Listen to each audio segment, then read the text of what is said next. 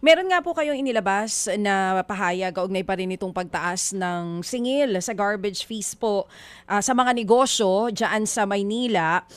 Kine-question nyo po yung legalidad, maging yung direksyon nitong polisiya. Sinasabi nyo walang malinaw na basihan at walang computation na inilalabas yung Manila LGU kung paano sila nag-come up sa almost 1,200% na pagtaas sa singil nga po sa basura dyan sa Maynila. Sige, kayo po mismo ang magpaliwanag. Bakit niyo po sinasabi na may legal issue dito sa garbage fee increase diyan po sa Maynila?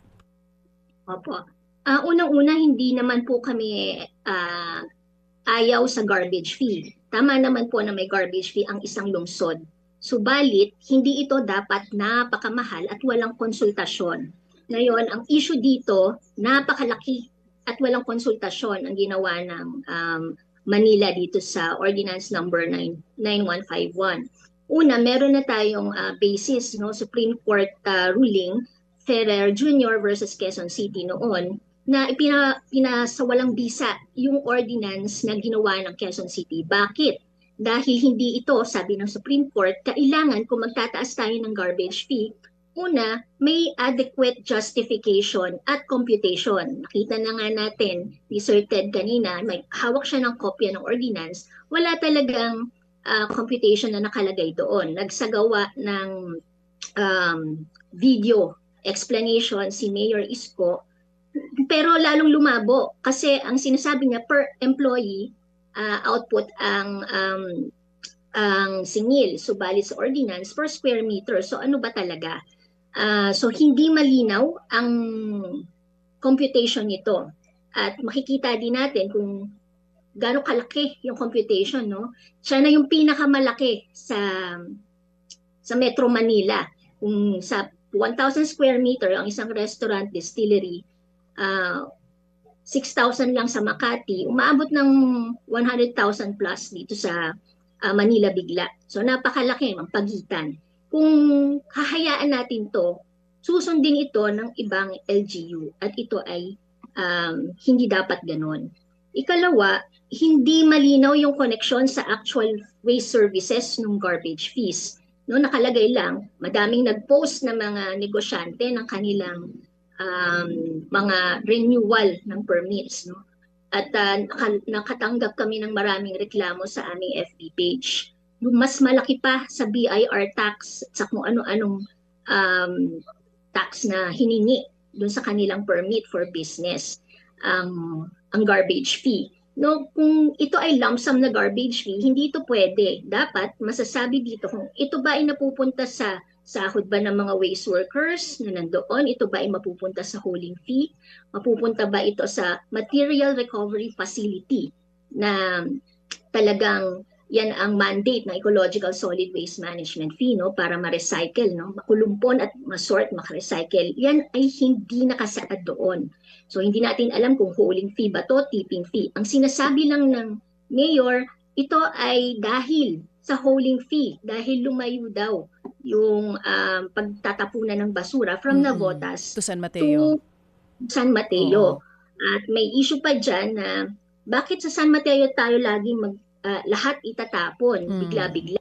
Nakita na ba ng San Mateo may bago na bang assessment kung kakayanin bigla-bigla ng San Mateo landfill ang pagtapon ng Manila ng kanyang waste everyday?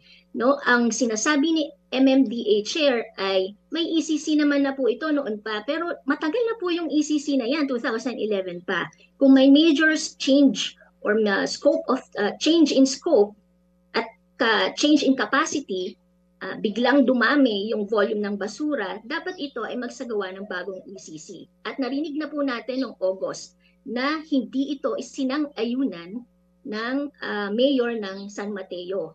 At sinabi nila na sa balita lamang nila nakita. So dalawang syudad, actually, ang walang konsultasyon dito, hindi sinabihan ang San Mateo at hindi rin sinabihan ang mamamayan ng Manila. Kaya ito ay dapat ihinto at ipasawalang magkaroon pa ng maraming konsultasyon.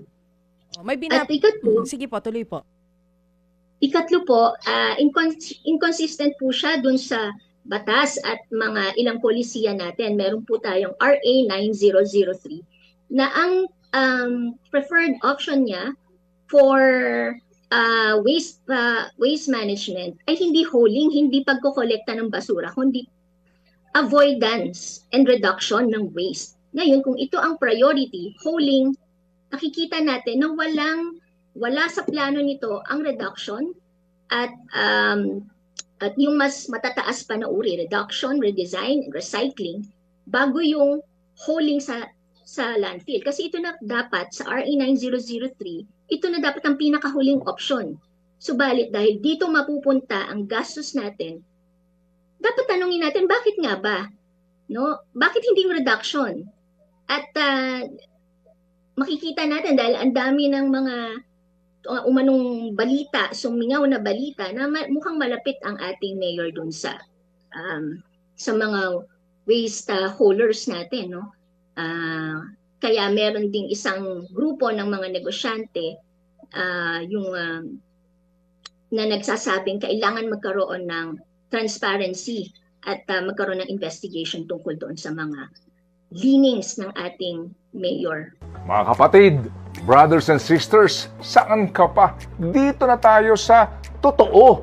Dito na tayo sa True FM. Mga kapatid, mag-subscribe and follow po kayo sa social media accounts ng True Network PH. Yan po kami, hanapin nyo lang True Network PH, Facebook, Instagram, YouTube, TikTok, and podcast. Mapa Apple or Spotify man yan, mahahanap nyo kami. Lahat ng mga napapanood at napapakinggan nyo po sa programa, nasa social media accounts namin yan. So, paano mga kapatid? See you sa social media!